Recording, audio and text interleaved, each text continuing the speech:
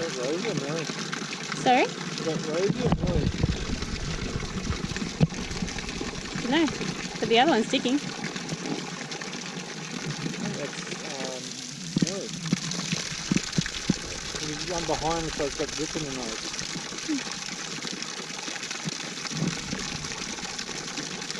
Yeah.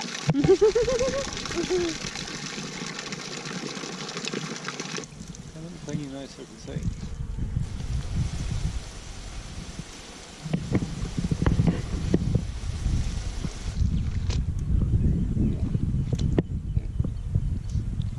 So today we turned the incubator off and checked the eggs. I didn't film that footage because it was pretty gory.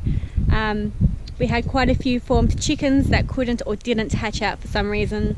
And then quite a few that were just a yolky mess. So we are going to try again sometime this week with a few different breeds because we want to have a wide range of breeds for coloured eggs and just for prettiness purposes. So we're looking at getting some Brahmas, some Wyandottes, some Barneveldas, and then I'm going to put in some more of our Leghorns, the one in particular, the laser white egg, and some of our Isocrosses because I really am looking forward to that little bit of a project. I'll cross the babies back with the dad, and we'll eat the roosters, especially good because the Plymouth Rock is a dual purpose breed, so they'll be quite meaty. Hopefully they carry on that quality from him. So we have got quite a few chickens that hatched. We have about 32, 3-ish. We had a couple born with deformities, which sucked. So I'm just waiting to hear back from the breeder and see what he says. But we only got, I believe, 2 or 4 light Sussex chickens. So I'm hoping that, you know, they're girls. We'll see how we go. I'll let you guys, I'll keep you guys updated on that. I'll know more of their breed once they start growing a bit more and they grow out of their downy fur, fluff, rather. So yeah, that was what we did today. It was pretty gross opening it up. They stank. It was time. We wanted to check to see if they were fertile. A lot of them I had candled and they had something in them, but they hadn't developed past like a really small feeder stage. But a lot of the Aracanas, they had chicks in there, so that was pretty, upsetting and sad to see. You'd think that when they get to that stage, they'll have enough energy to hatch, but they didn't, so it was pretty gross. Anyway, that's part of farming, I suppose. You get your ups and your downs, but it was really nice to have some chicks and to have some healthy chicks too. So it'll be fun to see them grow and develop into their different breeds and colours.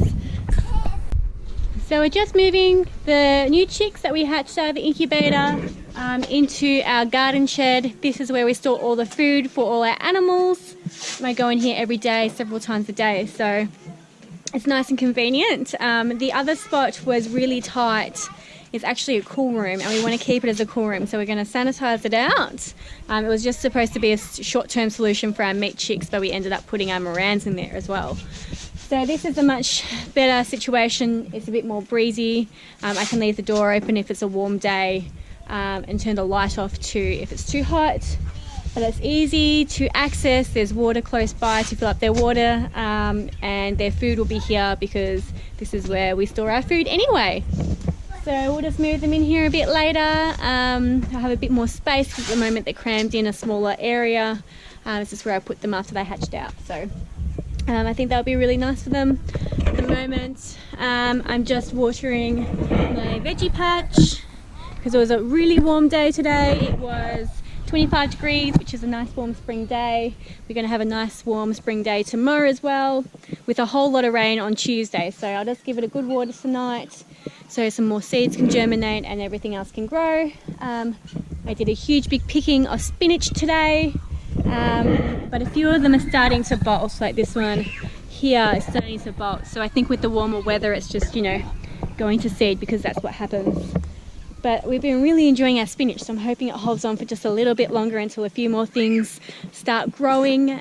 My peas have all come into flower. I'll show you guys that now.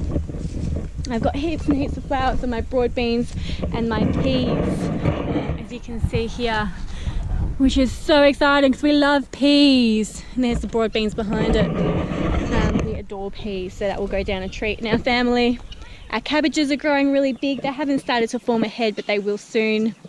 And today, Mum and I did a little bit of gardening in the cane patch. We removed all the nasty black plastic and we pulled out some weeds, and I tied up the rest of my raspberry canes. So they've got heaps of flowers too, which is super cool. Today I also noticed that we've got figs on our fig tree. Heaps and heaps of figs. So exciting, we love figs. And that tree fruits twice a year. So it will be ready in November, December, I think. And then again in April. I remember coming to visit this house last April and there was an abundance of figs then too. So many trees are in blossom, so it'll be really exciting to find out what is what. Comfrey is popping up everywhere in the orchard, and I found a nectarine tree in there with little baby nectarines on it, so really thrilled about that. We love our stone fruit, and it looks really healthy, so that's super cool. The blueberries have heaps of flowers on them, and our raspberries, like I said before, have an abundance of flowers on them too. I've got one spot here where our raspberry bush must have died, and I brought a raspberry bush with us, or a raspberry cane I should say, with us from our old home. So I'm going to plant that in there. I don't know if we'll get fruit off it this year.